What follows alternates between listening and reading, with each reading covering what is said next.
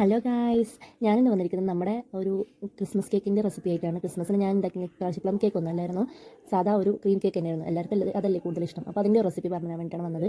അതിനായിട്ട് ഞാൻ എടുത്തത് 1 കപ്പ് മൈദമാവായിരുന്നു. അതുപോലെ തന്നെ 1 ടീസ്പൂണോളം ബേക്കിംഗ് പൗഡർ എടുക്കണം. അതുപോലെ തന്നെ ഒരു ചെറിയ സ്പൂൺ 1/4 ടീസ്പൂൺ എന്ന് പറയാം. 1/4 ടീസ്പൂണിൽ നമ്മൾ ബേക്കിംഗ് സോഡ, അതായത് നമ്മൾ സോഡ പൊടി, അപ്പം സോഡ എന്നൊക്കെ പറയുന്ന ബേക്കിംഗ് സോഡ, ഈ 3 സാധനങ്ങൾ ഒരു പിഞ്ചുപ്പ് എല്ലാം ചേർത്തിട്ട് നമുക്ക് 3 പ്രാവശ്യം അരിച്ചെടുക്കുകയാണ് വേണ്ടത്. അപ്പോൾ ഈ ഒരു റെസിപ്പിക്ക് വേണ്ടിയിട്ട് നമ്മൾ കേക്ക് ഉണ്ടാക്കുമ്പോൾ എന്തായാലും വീട്ടിലുള്ള കുട്ടിപ്പട്ടാളങ്ങൾ മൊത്തം നമ്മുടെ പിന്നാലുണ്ടാവും. കാരണം ഭയങ്കര ഇഷ്ടമുള്ള സംഭവമല്ലേ, ഷുഗറും ഒക്കെയുള്ള സാധനം ആയതുകൊണ്ട് തന്നെ എല്ലാവരും കൂടെ ഉണ്ടായിരുന്നു. അങ്ങനെ ഞാനിതൊരു 3 പ്രാവശ്യം അരിച്ചെടുത്തിട്ടുണ്ടായിരുന്നു. അത് കഴിഞ്ഞിട്ട് ക്രിസ്മസിന് എന്തിനാ ഈ ക്രീം കേക്കിന് പകരം പ്ലം കേക്ക് കൊടുക്കുന്നതൊന്നും സംഭവം കഥകളൊന്നും നമുക്ക് അറിയത്തൊന്നുമില്ല. അപ്പോൾ നമുക്ക് എന്താ കഴിക്കാൻ തോന്നുന്നുള്ള വെച്ചാൽ ആ ഒരു മട്ടിൽ ഉണ്ടാക്കാമെന്ന് വെച്ചിട്ടായിരുന്നു ഞാൻ ഈ ഒരു കേക്ക് ഉണ്ടാക്കുന്നത്. അപ്പോൾ ഈ ഡ്രൈ ഇൻഗ്രീഡിയൻസ് ഒക്കെ അരിച്ചെടുത്തിട്ടുണ്ട്. ഇനി നമുക്ക് വെറ്റ് ഇൻഗ്രീഡിയൻസ് സെറ്റാക്കാം. അതിനായിട്ട് എടുത്തിട്ടുള്ളത് 3 മുട്ടയായിരുന്നു കേട്ടോ.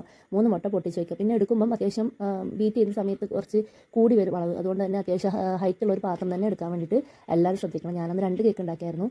അപ്പം ഇതിൽ ഞാനൊരു കേക്കിൻ്റെ ഒരു അളവാണ് പറയുന്നത് കേട്ടോ. വൈറ്റ് ഫോറസ്റ്റ് കേക്കാണ് ഉണ്ടാക്കിയിരുന്നത്.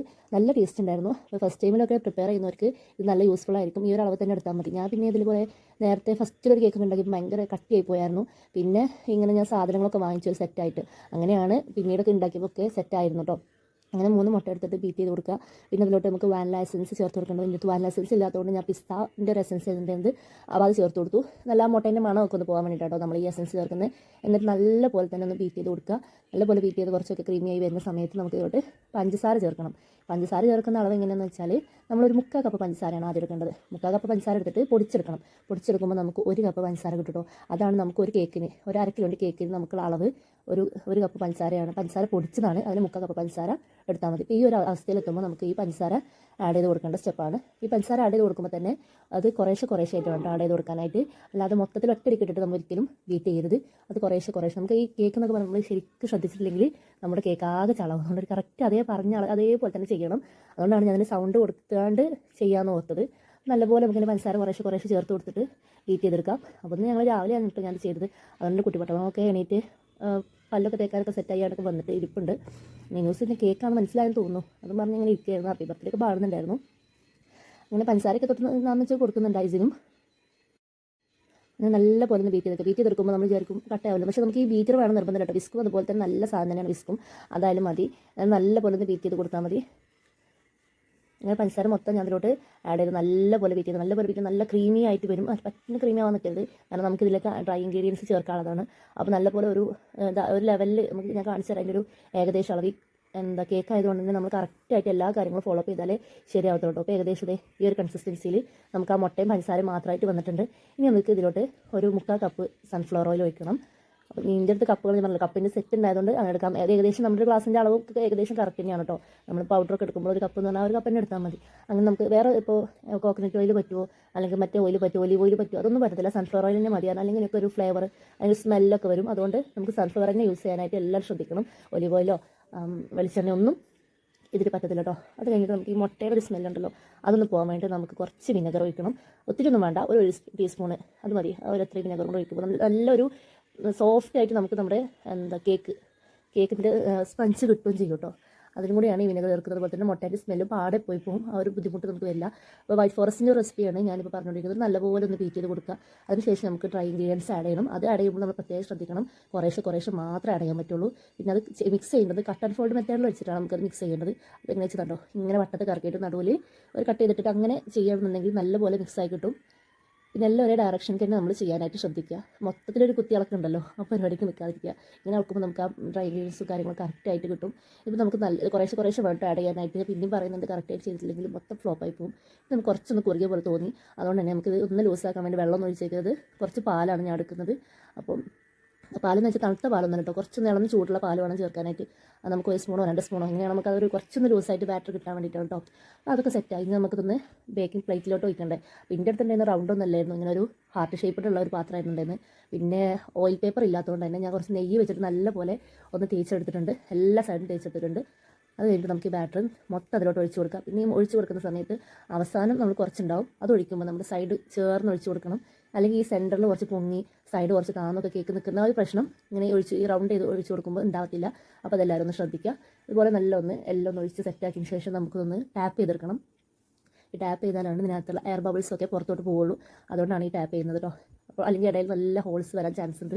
അപ്പോൾ ഈ നമ്മൾ വിനെഗറൊക്കെ ചേർത്തുമ്പോൾ നല്ല പൊങ്ങി വരുന്ന ഒരു കേക്കായിരിക്കും ഇത്. സത്യം പറഞ്ഞാൽ ഇതിൻ്റെ ഈ പാത്രത്തിൻ്റെ എബോ ആയിട്ട് ഇത് പൊങ്ങി വരാറുണ്ട്. അപ്പോൾ അതൊക്കെ ജസ്റ്റ് കാണിച്ചിട്ട് ഫൈനലായിട്ട് ആയിട്ടൊരു വീഡിയോ. അങ്ങനെ ഞാൻ ടാപ്പ് ചെയ്തെടുക്കുന്ന ഒരവസ്ഥ ഇപ്പോൾ കാണിച്ചു തന്നത്. ഇപ്പോൾ ഒക്കെ സെറ്റ് ആയിട്ടുണ്ട്. നമുക്കത് പ്രീ ഹീറ്റ് ചെയ്തിട്ടുള്ള ഒരു ചെമ്പിലോട്ടാണ് വെക്കുന്നത്. ഗ്യാസിലാണ് വെച്ചിട്ടുള്ളത്. ഒരു മീഡിയം ഫ്ലെയിമിലാണ് വെച്ചിട്ടുള്ളത് കേട്ടോ. അതിന് നടുവിലൊരു വട്ടം എന്നാണ് ഇവിടെ പറയുക, റൗണ്ട് വെച്ച് കൊടുക്കുക.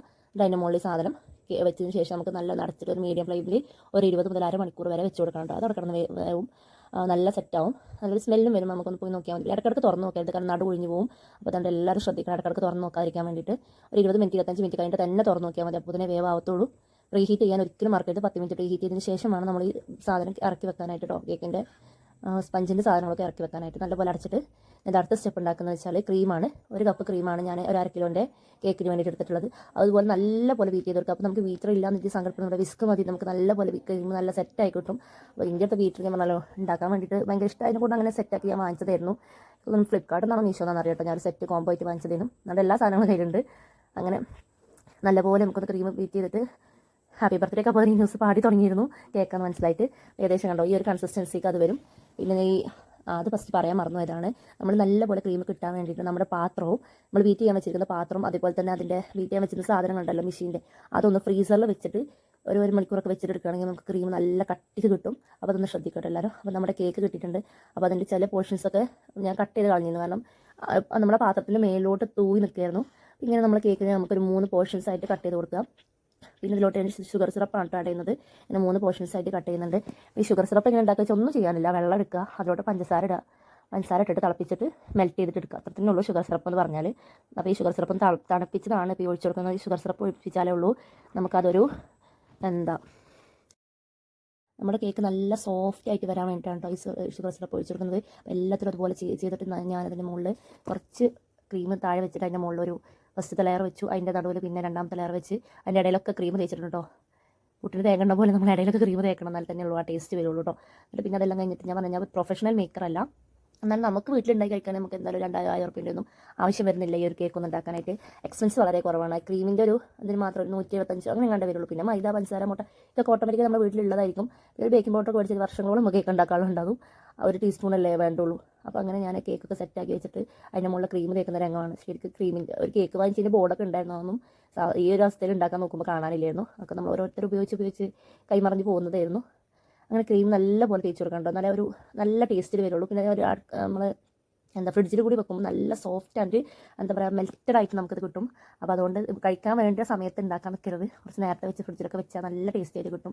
അപ്പോൾ നമ്മളങ്ങനെ ആവശ്യമുള്ള ക്രീമൊക്കെ നല്ലപോലെ തേച്ച് കൊടുത്തിട്ടുണ്ട്. ഞാൻ പറഞ്ഞത് ടൂൾ സെറ്റ് ഉണ്ടായതുകൊണ്ട് തന്നെ ഒരു നമ്മൾ ചീർപ്പ് പോലത്തെ ഒരു സാധനമൊക്കെ അതിനകത്ത് ഉണ്ടായിരുന്നു. അപ്പോൾ അത് വെച്ച് വരച്ച് കൊടുക്കുമ്പോൾ അതൊരു വൃത്തിക്ക് വരുന്നുണ്ടായിരുന്നു. കാരണം ഞാൻ പറഞ്ഞ പ്രൊഫഷണൽ അല്ല, അതുകൊണ്ട് എനിക്ക് അത്ര പെർഫെക്റ്റ് ആയിട്ടൊന്നും ഉണ്ടാകാൻ കഴിയില്ല. എന്നാലും നമുക്ക് കഴിക്കാവുന്ന രീതിക്ക് സെറ്റാക്കിയിട്ട് വന്നായിരുന്നു. പിന്നെ അതുപോലെ തന്നെ ഞാൻ കളർ ഇപ്രാവശ്യം ചേർത്തത് ഒത്തിരി കടകളിൽ കയറി, പക്ഷേ നാട്ടുപുറത്ത് കടകളിലായതുകൊണ്ട് തന്നെ എനിക്ക് കളർ കിട്ടിയില്ലായിരുന്നു. കേക്ക് കളർ കിട്ടിയില്ല.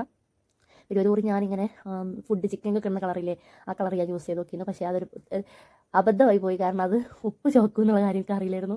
അപ്പോൾ ഞാൻ ഇക്കുറി നിന്നില്ല. അതുകൊണ്ട് പിസ്ത കളർ ഉണ്ടായിരുന്നു. അതാണ് ഞാൻ ഫസ്റ്റിൽ മുട്ടയിൽ ചേർക്കുന്നുണ്ടായിരുന്നു, നിങ്ങൾ കണ്ടായിരുന്നു. ഞാൻ പറഞ്ഞിട്ടോ ചേർപ്പ് പോലത്തെ സാധനം ഇത് വെച്ചിട്ട് ഇങ്ങനെ സെറ്റാക്കുമ്പോൾ കറക്റ്റായിട്ട് നമുക്ക് ഒരു ഏകദേശം ഷേപ്പ് കിട്ടിക്കൊണ്ടിരിക്കുന്നുണ്ടായിരുന്നു. പിന്നെ ഈ ക്രീമൊക്കെ തേച്ച് ഞാൻ പറഞ്ഞിട്ട് നല്ലൊരു ചേർപ്പ് പോലത്തെ സാധനം ഉണ്ടായതുകൊണ്ട് അങ്ങനെ ഒരു ഷേപ്പിലാണ് വന്നത്. പിന്നെ ഈ പൈപ്പിംഗ് ബാഗും കാര്യങ്ങളൊക്കെ ഞാൻ പറഞ്ഞ സെറ്റിനകത്ത് ഉണ്ടായിരുന്നു. ഈ ക്രീമിനകത്തോട്ട് പിന്നെ പിസ്ത കളർ കൂടി ചേർത്ത് ജസ്റ്റ് ഒന്ന് ബീറ്റ് ചെയ്ത് എടുത്തപ്പോൾ നമുക്ക് ഈ പച്ച കളർ കിട്ടിയിട്ടുണ്ട്. പിന്നെ ഞാൻ കുറച്ച് ചെറീസും കൂടി വാങ്ങിച്ചായിരുന്നു. വൈറ്റ് ഫോറസ്റ്റ് ആയതുകൊണ്ട് വേറെ ഡിസൈനൊക്കെ വിചാരിച്ചു. പിന്നെ കൈ കിട്ടുമ്പോൾ നമുക്ക് തോന്നിയ പോലെയാണല്ലോ. അങ്ങനെ ഹാപ്പി എക്സ്മസ് ഒക്കെ എഴുതി ഒരു ഫൈനൽ ലുക്കാണ് ഈ ഒരു അവസ്ഥ. റൗണ്ടിനകത്ത് മൊത്തം ചെറിയസ് കയറ്റി വെച്ചത്. പക്ഷേ എല്ലാവർക്കും ഇഷ്ടമായി, നല്ല ടേസ്റ്റ് ഉണ്ടായിരുന്നു. ഭയങ്കര ഒരു ഫിനിഷിംഗ് ഇല്ലാന്നല്ലേ ഉള്ളൂ. ഇത് നോക്കണം, ഒരു ടോപ്പ് ഒന്നാവും കേട്ടോ.